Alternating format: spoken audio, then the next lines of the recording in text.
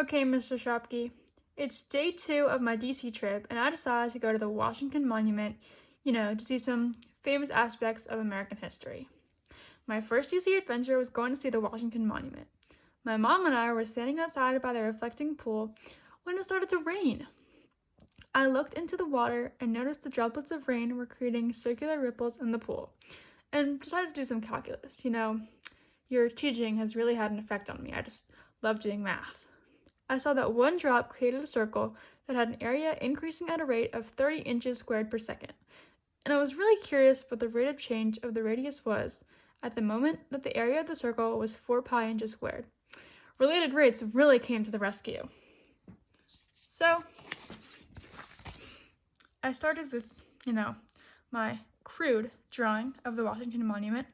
Notice how my other one was better. And writing out what we do know. So, DADT is obviously increasing at 30 inches squared per second. There should be a plus there, silly me. And A is 4 pi inches squared. So, in order to get DADT, we need to do some implicit differentiation, meaning we need to know what R, the radius, and DRDT, the rate of change of the radius, are. But we can't know DRDT without knowing R. So, therefore, my Algebra 2 knowledge, you weren't my Algebra 2 teacher, by the way, but I still know it, came in handy. A equals pi r squared, and we know that A is 4 pi. So, doing some simple substituting, 4 pi equals pi r squared, simplifying that, dividing pi, 4 equals r squared, and 2 equals r. So, now we know that r equals 2. On to find drdt. Now time for some derivatives and implicit differentiation.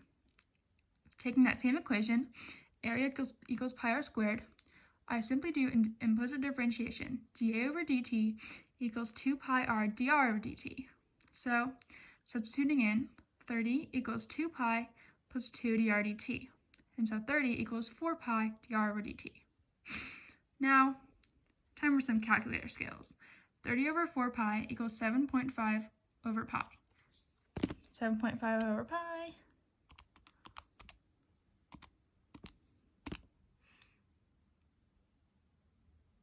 That was not supposed to happen.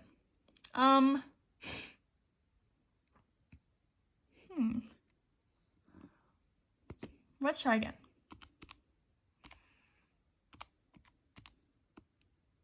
Okay, then I got the right answer. So, something must have been off. Ignore the 7.5. Because I'm still right.